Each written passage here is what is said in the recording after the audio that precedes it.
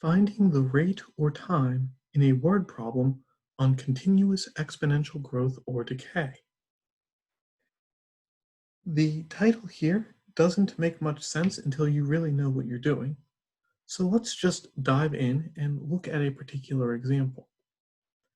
Half-life is my personal favorite application of this. I think it's the one that most people are most familiar with when they take a course in pre-calculus. Not to say that you are experts in half-life and radioactive decay, but it's something that you have probably seen in a science course in the past and done some experiments with.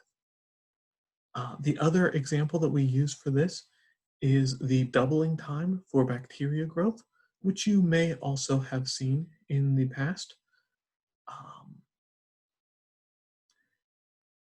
But those two examples are kind of the bread and butter of how we're doing this.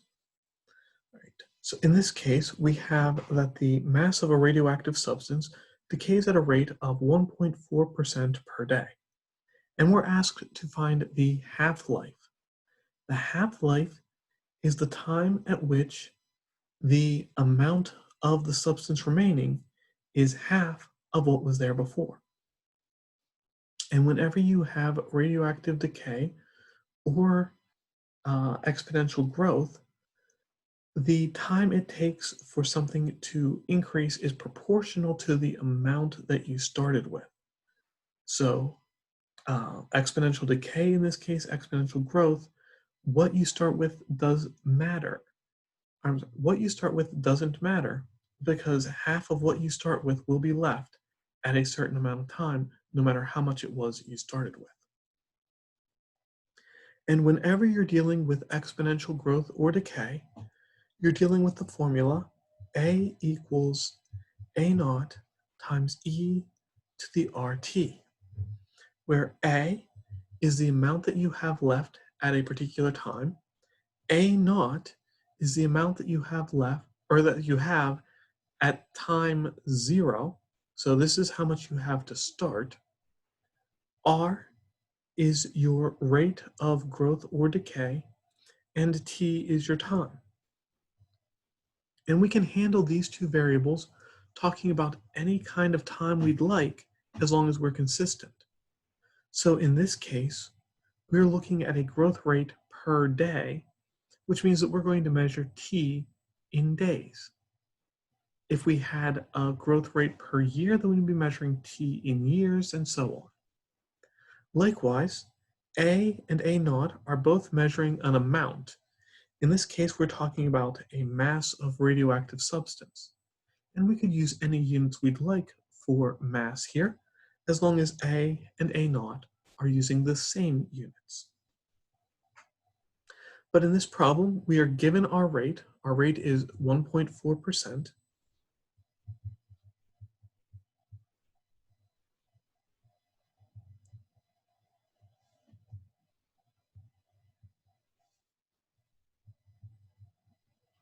And 1.4% is 0.014. Of course, we're dealing with decay. Decay is decreasing the amount, and we represent decreasing the amount by a negative growth rate. Right? Decay is the negative of growth, the opposite of growth. So here is the model of the amount of this particular radioactive substance that remains T days after whenever we started. I'm going to go ahead and copy that onto a clean page here.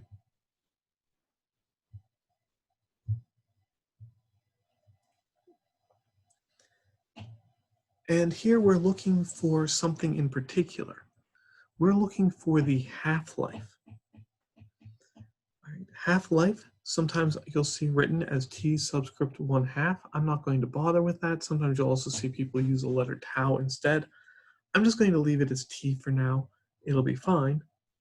But the important thing about half-life is that it's the time when A is 1/2 of what you started with. So I can just plug that in.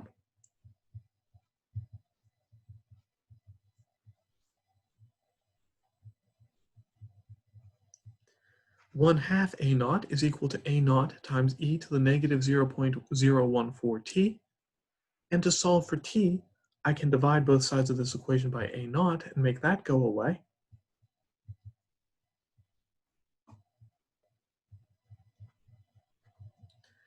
And working from here, I can take a log on both sides of the equation to clean up the exponent.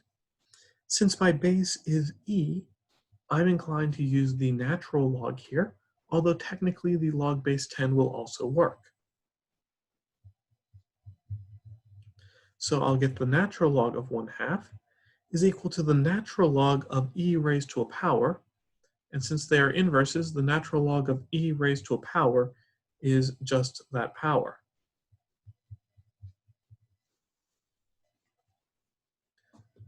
My calculator is happy to tell me that the natural log of 1/2 is negative 0.693.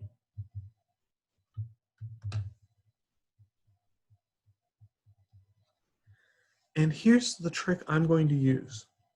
You have to be incredibly careful with rounding here, because you can round this value in a way that you think is perfectly safe, and then end up with a final result that is off by hundreds or even thousands.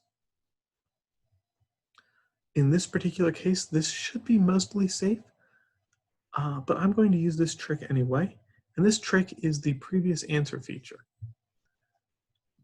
All right, moving this way up here, and let's refocus my camera. Come on.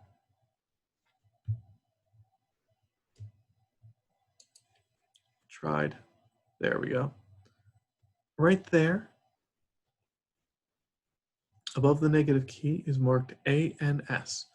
ANS means previous answer. All right, now let's focus back on the writing.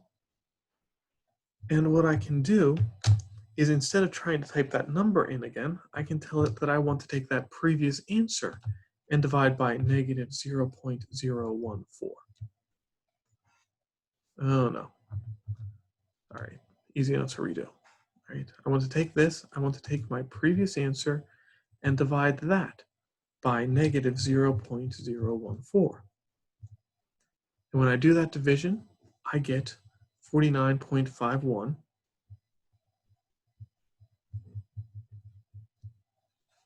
I'll round that to 49.5 and say that it's about 49.5 days to end up with half. So my half-life is 49.5 days. All right, there we have it.